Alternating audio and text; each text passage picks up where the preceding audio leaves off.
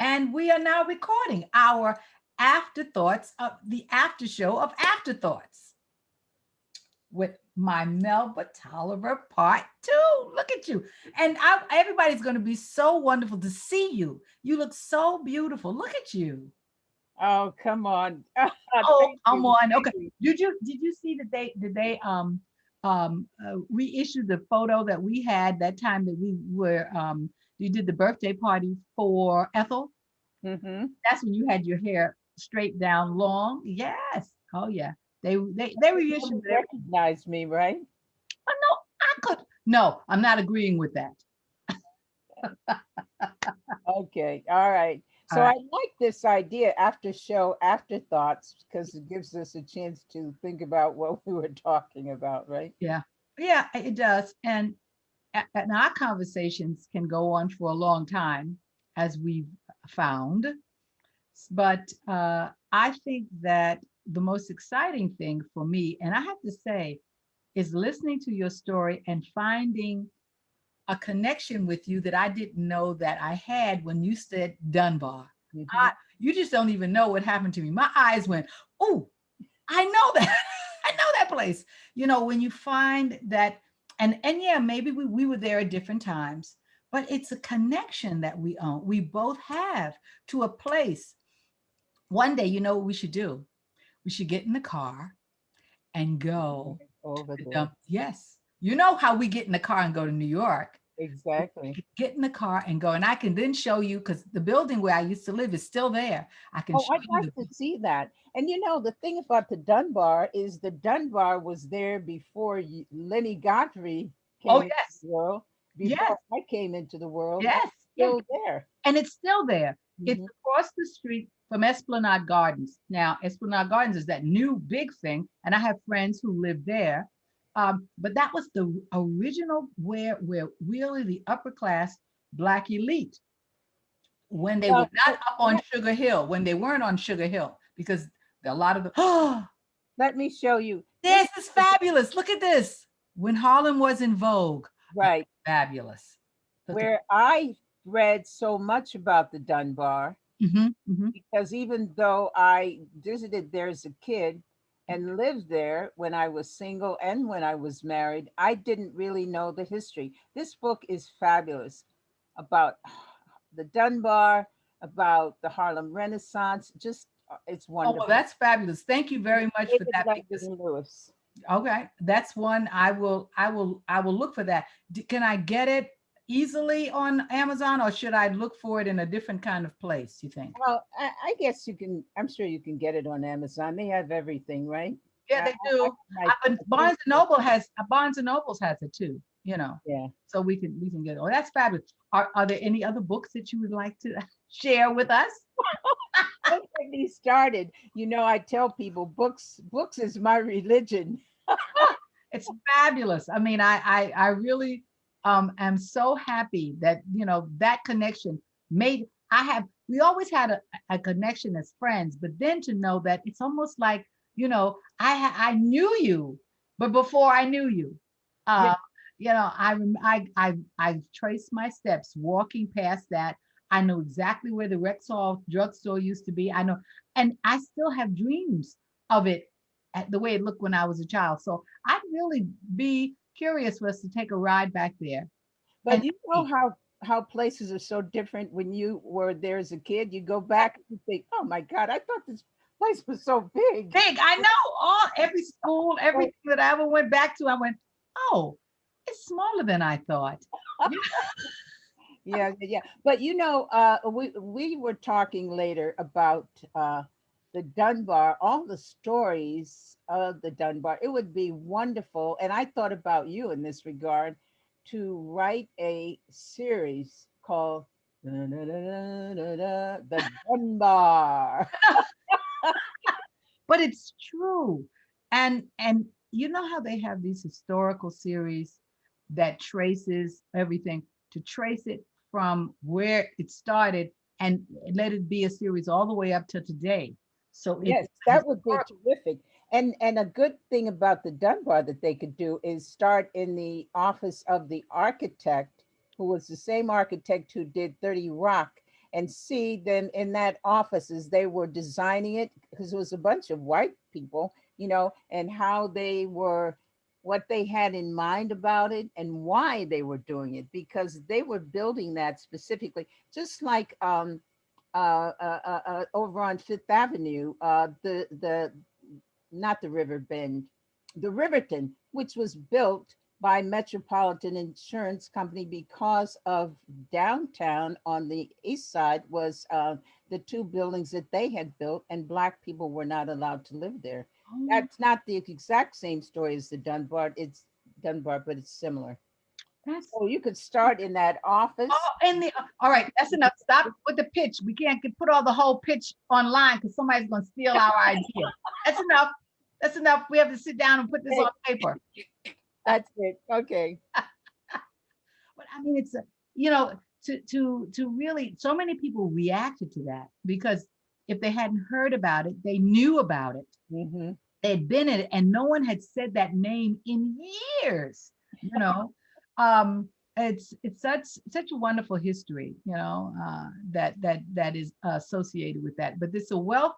There's a wealth of things. That these are things that there are a lot of ideas that we need to put in the trunk and go to. Did you, when you were living in Harlem, did you go to any of the places where they like taught dancing or singing Oh, the YWCA. on 135th Street? Yes, of course. There too. The YWCA. Good too. Yes, yes. Yes. My dentist was on 145th and 8th, and then I would walk home. My grandfather was living with us then, and we would walk home, and I would eat. Actually, it was 145th Street, wasn't it? The Y. No, it was 135th. 135th. Yeah, Oh, there was 135th Y between 7th and Lenox, but then there was a up near City College. Another Y. Another Y. And you have to understand too. I'm going to go back to the Dunbar. The Dunbar was an exclusive place that I call like down in the bottom, and then there's Sugar Hill. Valley. And they had other. They said, "Now, Lynnie, did you live? You asked me, did you live up on Sugar Hill?" I said, "No, I was down in the bottom." You used to call it the bottom. My mother's from Florida, and in Marianna, Florida, it's hilly, so the Black people lived in the bottom, and white people lived at the top. And so I began to refer to where we lived as the bottom. Not that it was anything was lesser, because we have beautiful brownstones and everything there, but everyone referred to Sugar Hill because that's where Duke and all of them lived up then a lot. But look at all the people who live down the bottom in the Dunbar, and it's so funny that there are pictures about Sugar Hill, but there's nothing that recalls the history of the Dunbar. So I think we've hit upon it, and we're going to copyright it right here on the air. Don't anybody even try to take it. I'll leave it to Godly. Godly, you guys are set up to do that. But Toni Morrison talks about this where you call Blacks living at the bottom. I think that's how she begins in talking about Sula, in the book Sula. In the book Sula, yes. Okay. Oh my gosh, it's just so much. There's such a wealth that we have, and I understand why she said, we have so much to talk about. The suggestion that she should stop writing about Black people and then legitimize herself by writing about white people, that suggestion really irritated her so badly in an interview, that they play around now, because we have such a wealth that we can talk about that can be congruent with you, but it doesn't have to be exclusively for you. You talk about now buildings that were built for Black people of color because we couldn't live in other buildings and in a different part of New York City. Well, those things were parallel. So we could actually have I would say upstairs, downstairs. Well, let's have a east side, west side, Yes, exactly. Exactly, of the development of New York City, and a timeline that, yeah, I know, I'm doing it again. Please stop, Lynnie. Cut. Because you told me to stop. I know, cut. But there's such a wonderful wealth of history that we could have, that I would then rush to whomever was producing and say, yes, I want to be a part of that history, because that could be a part of the history that my parents were part of. and how proud I would be to be a part Yeah, of that, you know. yeah. But I'll put that pin. That could be an extra in it, right? Yes. No. Now we won't go into that. Don't start. Don't start. But you know, but I think Eventually, the we covered so I mean, we could work that in somehow. somehow. Well, you're being a nurse at the very beginning. I can't tell you how many people were so surprised to know that you did not come to New York and immediately go into broadcasting, that your training was that of a nurse. They said, nurse. I said, oh no. And she's a real nurse. I mean, She funny, didn't dummy say stuff, that. She was a real nurse, a right? real nurse. She was a real nurse. That's Bellevue Hospital. Real stuff. Um, and they were so they surprised to hear it, and I thought, well, so many of us start at different points and then come into the business in different ways, and to have established that, as a point as how the arts can influence you is a different, situation. It's a different thought. I can't even imagine what people thought your history was, but they were so delighted and are so delighted because so many people say, okay, you're going to have Melba back. I go, yes, I'm going to have Melba But back. listen, I hope they heard the part when we we talked in the show. I really wanted to be Dorothy Dandridge. Yeah, yes. Now, no, nobody said it, but that's where what came out of that was when D'Ambrose told me about the play that he's decided that he wants to order, you know. Um, uh, that's when you were saying you had come to New York and you only had um, you had started seeing plays when you got to New York City, and that was a great influence on you. Okay, and he's It was now a saying, big "Our revelation. hand is on the gate." That's the A now, hand is on the gate. the hand is on the gate. Do you remember who wrote that? I don't remember. I should look it up Okay. because it had such an impact. It was the first time I mean, that was my introduction to theater. Mm. And is on the And do you gate. remember what theater it was? No, I don't remember that. Mm. Lenny, I know it was a long time ago. I can't remember what theater I went to last month. So bring it to our own last year, memory not bank. last month, but Because last year. as So I said, the strongest memory I had was the title, A Hand is on the Gate, and Leon Bibb did. crossing the stage doing a slow tap to When Melindy Sings. And I remember Josephine Permise because I later met Josephine. She was friendly with a good friend of mine, Gene Hovas, who did a lot of entertaining. I met Cicely there too. He lived up on West 72nd Street Mhm. from North Carolina, and he gave wonderful parties, and I met Josephine there, and she was a real diva. Ah, She was, and but just a really smart, charming woman, Josephine Bernice. And yes, anyway, that I got to meet beautiful woman, her, which beautiful woman. is interesting because I don't know if you ever had the experience. I'm sure you probably did, where you saw someone in a movie, or you saw them on Broadway, or you saw them somewhere on TV, and then you actually saw them in person. Yes.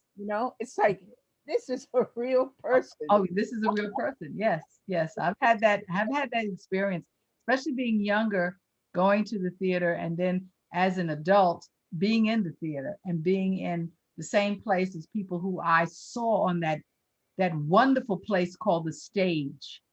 And Mhm. there they were. They would walk on the Okay. stage, and you're bigger than life on the stage. And then you go to a party, and there they are, laughing and drinking out of a glass, just like you're drinking out of a glass. And you go, oh, they're human just like me, but you don't forget that grandeur that they had.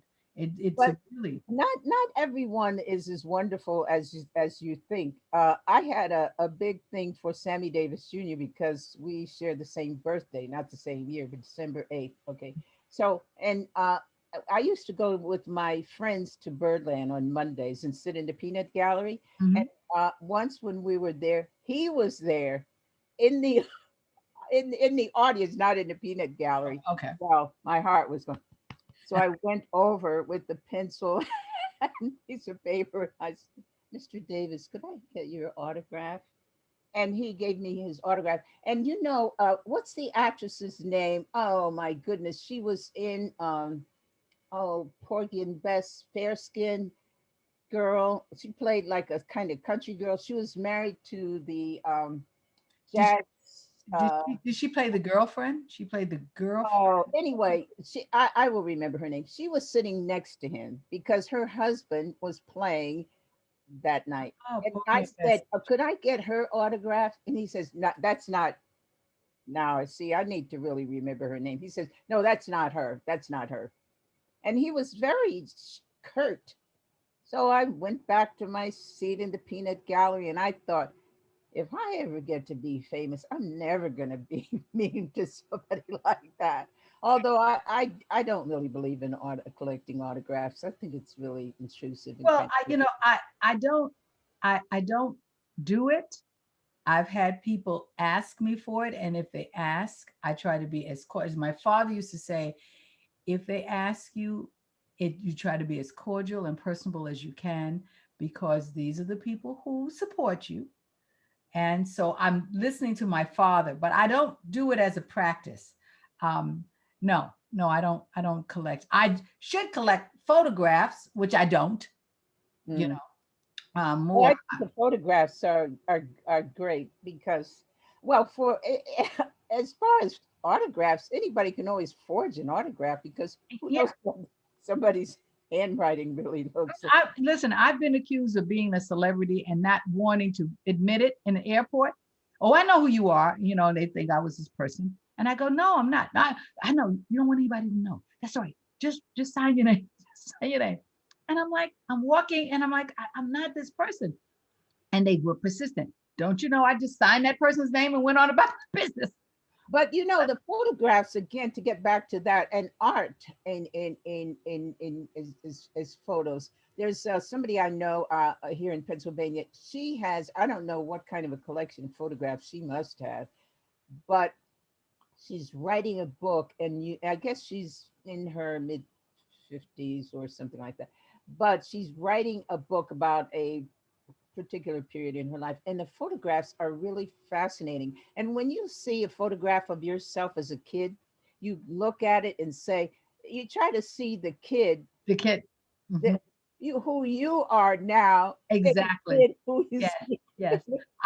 There's a photograph that my mother took us to 125th Street, and there I am in a party dress, and I just stopped crying, and I was 3 and a half, and they took the picture. Just and I see it now when I open certain books, I can see it, and it was a tradition. There are a couple of people that I know. Joanne had hers, but I remember Anna Maria Horsford when we were doing Amen. She had one the same kind of pose, and I went, "Oh, you went to that photographer? You were a little girl." And you think about all of us as little girls, our parents dragging us down to 125th Street to get this pose so we can have in our party dresses, so we can always have our parties. And we're supposed to be like that. And here we are now. And Yeah, you know, party clothes and your Easter outfit. and the Easter outfit. That was the recording of it, everybody. And I think that was an Easter outfit too. And I think we did Easter. Yeah, yeah. But Oh I my goodness. love looking at the old photographs of back in the day when you see these black people who were so fine, so dressed up. Beautifully dressed. I mean, just And they the women with just their handbags and gloves, the men with yes. their hats. I remember my father when I was a little girl, and he did it until he left here. He would sit in a certain chair in the corner and he would hand polish his shoes until you could almost see your face in his. He would never go out. If we were going out to a function, if he was going to see me in the theater or something, his shoes, everything was just impeccable. And when I was a little girl, he would take my shoes, if they were patent leather, Hmm. put a little oil on them and then all take it off so they shine. I mean, they had all these things that you had to do in order to just be pristine because they were making up, I believe, for all the things that they could not achieve because of all of these barriers that put upon them, but they were going to be the best at what they could achieve. And it's just wonderful to be a part of that legacy and that heritage. I'm so proud, Yeah. so proud of it. I am. Well, I think we did well, Melba. I think I think we What are did. you talking about? We did well doing what? Running our mouths? But yes, that's what we do. That's That's what we do. how we do. That's, we did us. But I look forward to the next time that you have time to come on the show, and we'll keep on talking about whatever it is that we want to talk about, and then we'll connect it to the arts, and we always do, because it always comes back to the arts, and Always comes back to that. it does. Well, love you, my girl, my I good love you friend. too. Thank you. Thank you very much. Thank you. Thank you.